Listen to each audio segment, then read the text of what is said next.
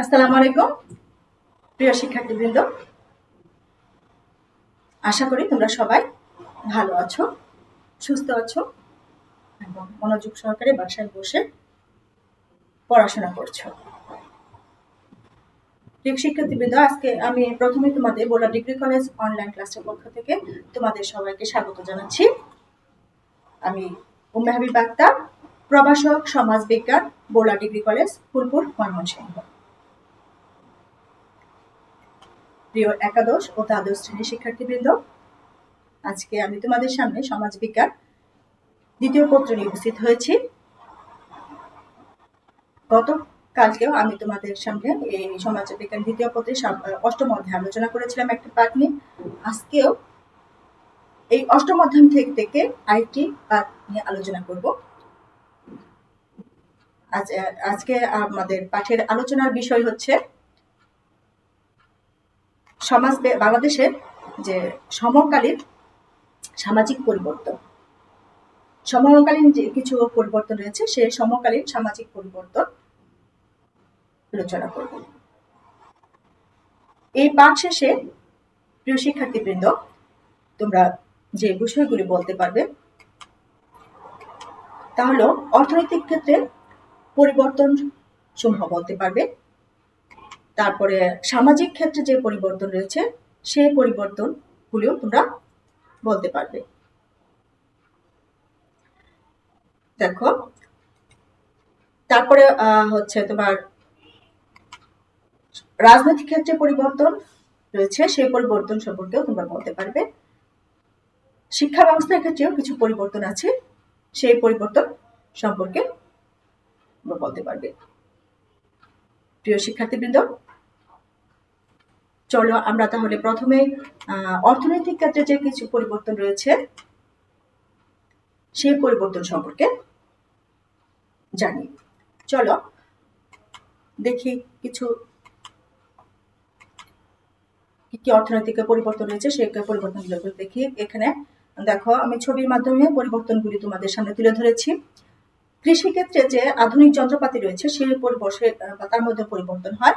এখানে তোমার কৃষির পরিবর্তন, যে আধুনিক আগে যে কৃষির যন্ত্র ব্যবহার করতো, যেভাবে কৃষকরা কাজ করতো কৃষিকাজে, সেগুলি পরিবর্তন হয়ে এখন আধুনিক যন্ত্রপাতি দেখা দিয়েছে। এখানে তোমার ধান চাষের ট্রাক্টর, তারপরে ধান মাড়াইয়ের জন্য, ধান কাটার জন্য অনেকগুলি আমি যন্ত্র ছবি তোমাদের সামনে, আধুনিক যন্ত্রের ছবি তোমাদের সামনে তুলে ধরেছি।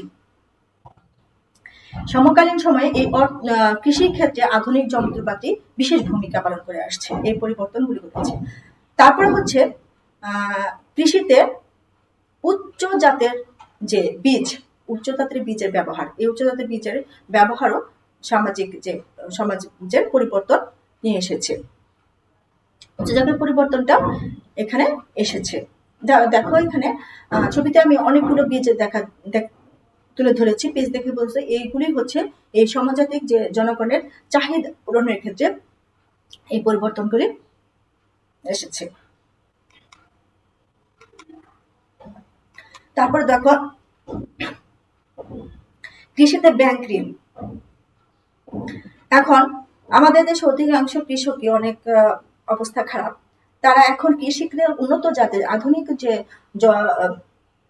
কিছু ব্যবহার করা যায়, যন্ত্রপাতি বলো, উচ্চ জাতের বীজই বলো, এগুলো ক্রয় করতে তাদের অর্থের প্রয়োজন হয়।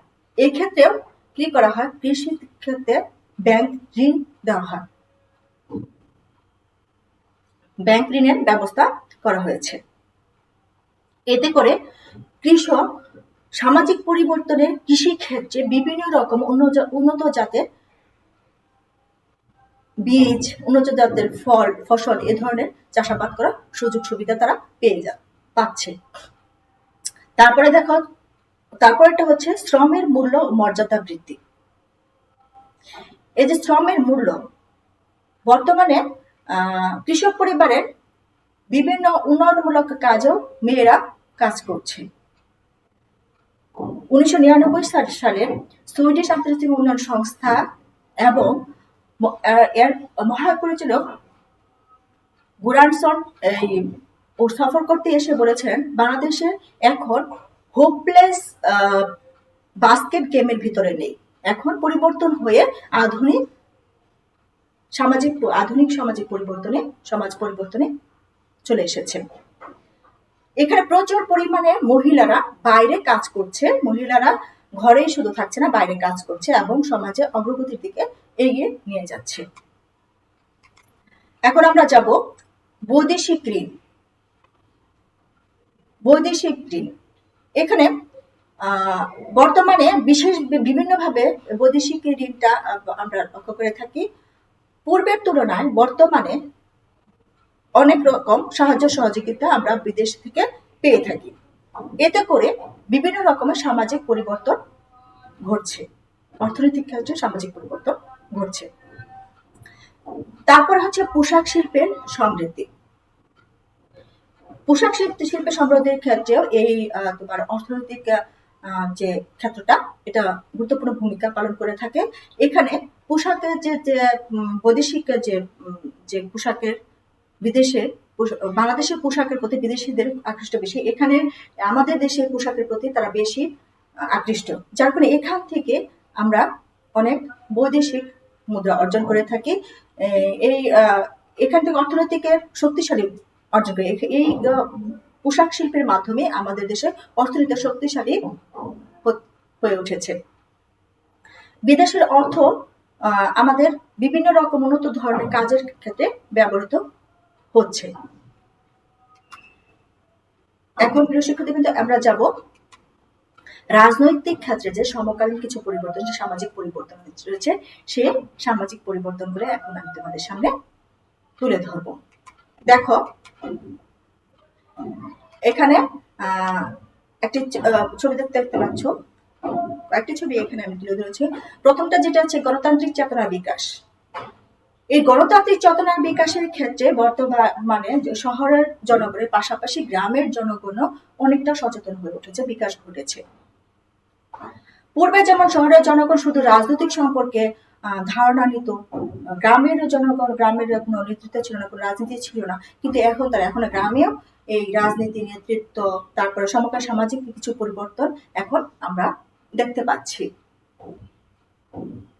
তারপরে হচ্ছে রাজনীতির যে নারীর অংশগ্রহণ।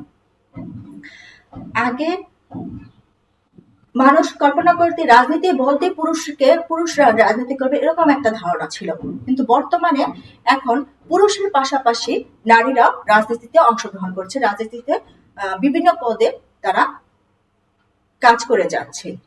পুরুষদের সাথে কাঁধে কাঁধ মিলিয়ে রাজনীতিতে তারা অংশগ্রহণ করে যাচ্ছে। তারপরে হচ্ছে যুব সম্প্রদায়ের নেতৃত্ব বৃদ্ধি। যুব সম্প্রদায়ের নেতৃত্ব বৃদ্ধি পাচ্ছে আমাদের বর্তমান সমাজে।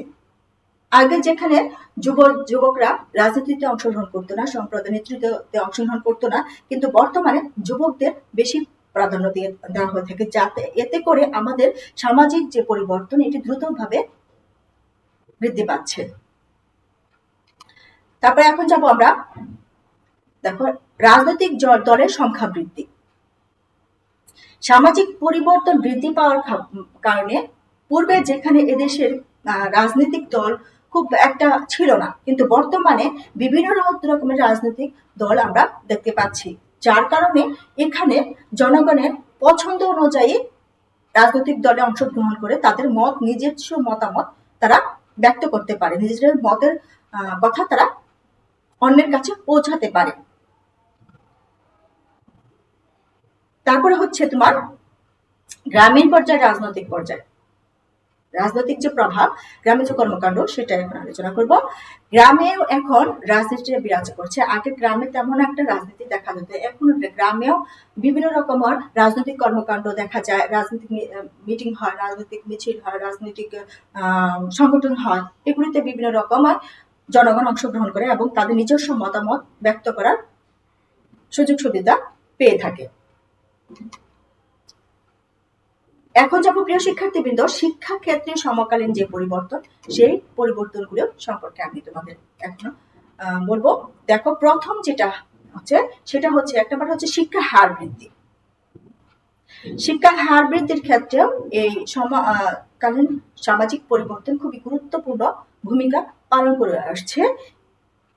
আগে এখানে ছাত্রীরা মানে মেয়েরা খুব কমই শিক্ষায় অংশগ্রহণ করত, কিন্তু বর্তমানে সামাজিক পরিবর্তনে অনেক উন্নত হওয়ার কারণে এখন মেয়েরাও বিভিন্ন রকম ভাবে বিভিন্ন প্রতিষ্ঠানে বিভিন্ন রকম শিক্ষায় তারা সুযোগ সুবিধা অংশগ্রহণ করার সুযোগ পাচ্ছে।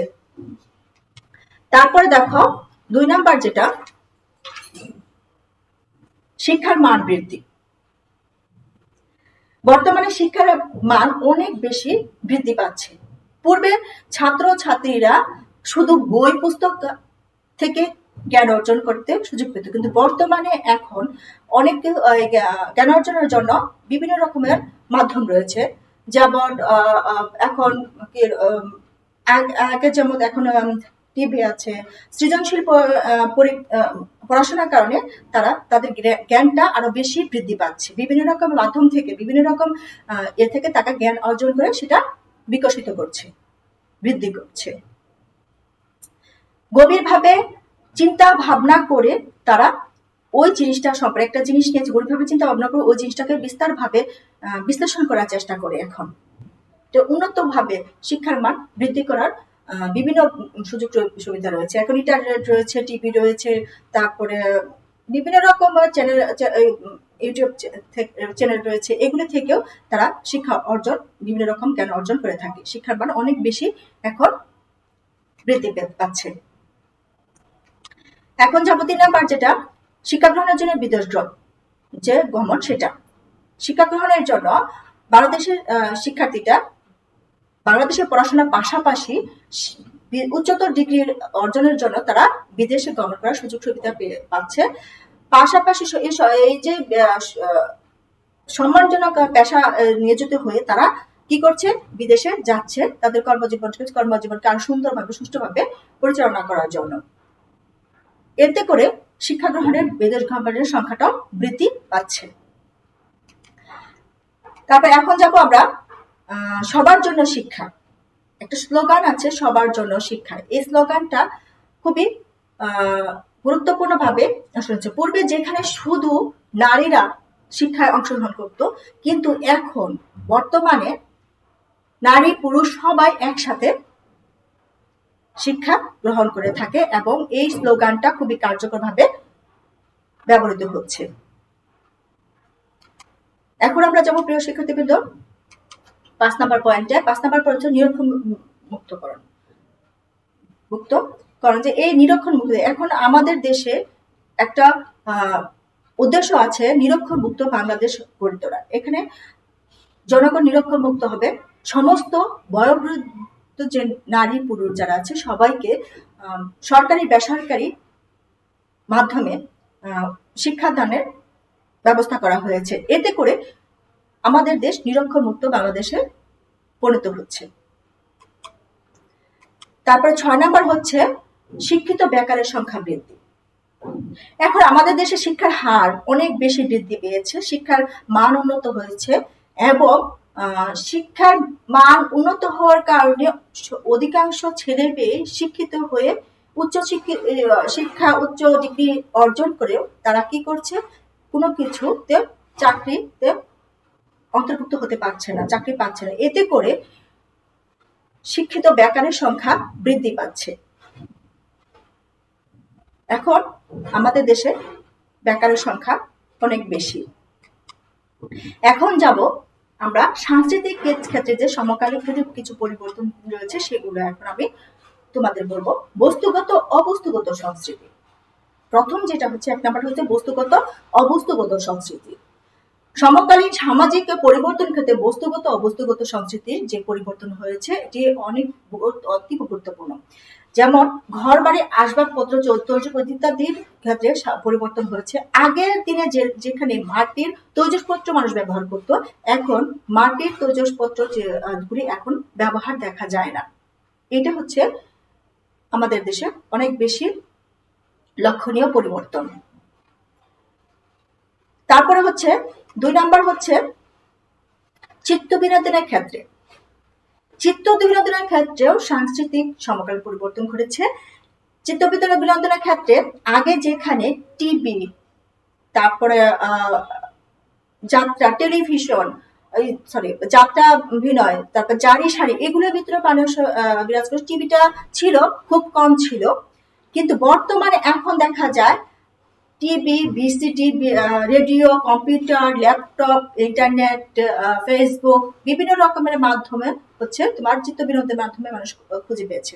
এই যে একটি সামাজিক সাংস্কৃতিক যে সামাজিক পরিবর্তন হয়েছে, এটি একটি গুরুত্বপূর্ণ পরিবর্তনের লক্ষ্য করা যায় আমাদের সাংস্কৃতিক ক্ষেত্রে সমকালীন পরিবর্তনের ক্ষেত্রে। তারপরে দেখো 3 নাম্বার হচ্ছে খেলাধুলার পরিবর্তন। খেলাধুলার পরিবর্তনে খুবই সমকালীনভাবে সাংস্কৃতিকভাবে লক্ষ্য করতে পারি আমরা। যেমন আগে যেখানে মানুষ একই স্থানে, নির্দিষ্ট স্থানে থেকে বিভিন্ন রকম খেলায় অংশগ্রহণ করতে, যেমন ধরো হাডুডু, ফুটবল, এই ধরনের খেলা, দাড়িবান্ধা, এই ধরনের খেলা অংশগ্রহণ করতো। কিন্তু বর্তমানে কি দেখা যায় যে অনেকগুলো খেলা দেখতে পাই আমরা, পরিবর্তন দেখতে পাই যেগুলো যুক্ত হয়েছে। সেগুলি হচ্ছে ক্রিকেট, তারপরে কাবাডি, বাস্কেটবল, এইগুলো হ্যান্ডবল, কাবাডি না, হ্যান্ডবল, বাস্কেটবল ইত্যাদি এখন আমরা দেখতে পাই। তারপরে 4th নাম্বার যে পরিবর্তনটা দেখা যায় আচার অনুষ্ঠানের ক্ষেত্রে পরিবর্তন। আচার অনুষ্ঠানের ক্ষেত্রে পরিবর্তনের ক্ষেত্রে সংস্কৃতির সমকালীন অনেক পরিবর্তন লক্ষ্য করেছে। আমরা আগে যেখানে তোমার পহেলা বৈশাখ, তারপরে চৈত্র সংক্রান্তি, পহেলা ফাল্গুন, এগুলো উদযাপন করতাম। কিন্তু বর্তমানে অনেক নতুন নতুন যে আচার অনুষ্ঠান আমরা লক্ষ্য করি, সেগুলো হচ্ছে 14ই ফেব্রুয়ারি, তারপরে হচ্ছে হ্যাপি নিউ ইয়ার, তারপরে এপ্রিল ফুল, এগুলো আমরা এখন কি উদযাপন করে থাকি। এই আচার অনুষ্ঠানেরও ক্ষেত্রে সমকালীন পরিবর্তন আমরা লক্ষ্য করে থাকি। এখন চলো আমরা যাই আরেকটি মানে 4th পরিবর্তনের ক্ষেত্রে পোশাক পরিচ্ছদের পরিবর্তন।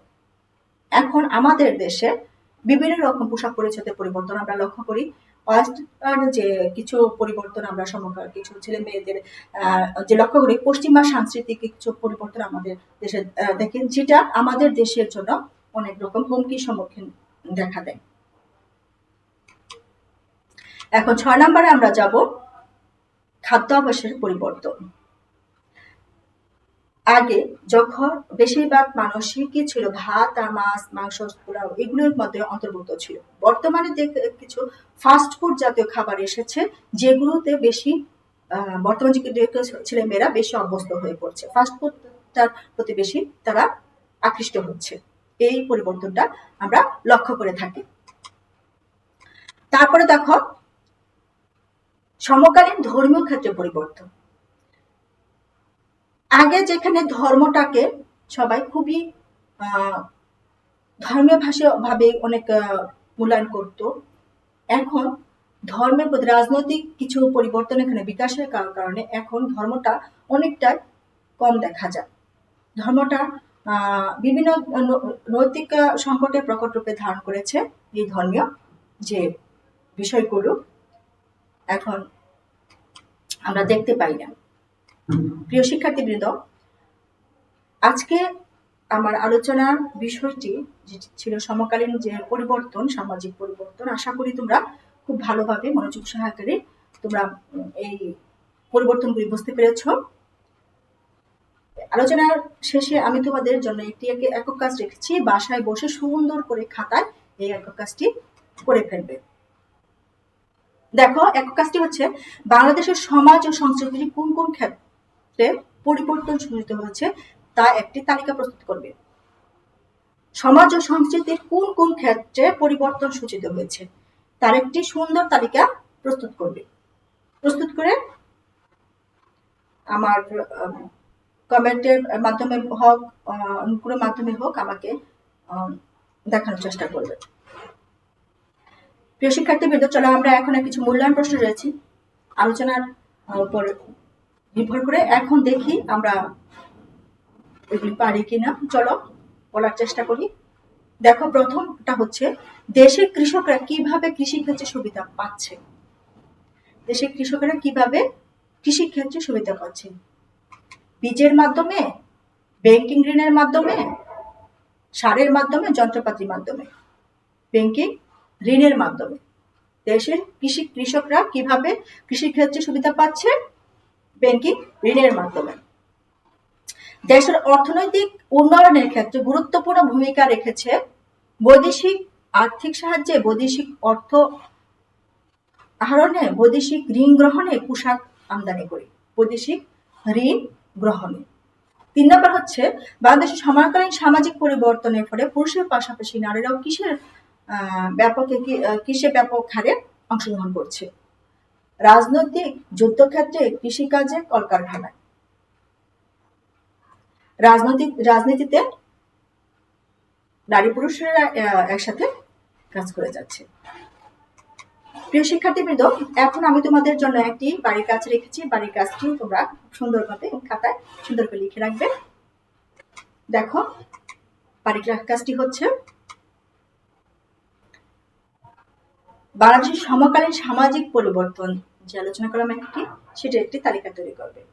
সমকালীন সামাজিক পরিবর্তনের একটি তালিকা, সেই তালিকাটা তোমরা তৈরি করে ফেলবে।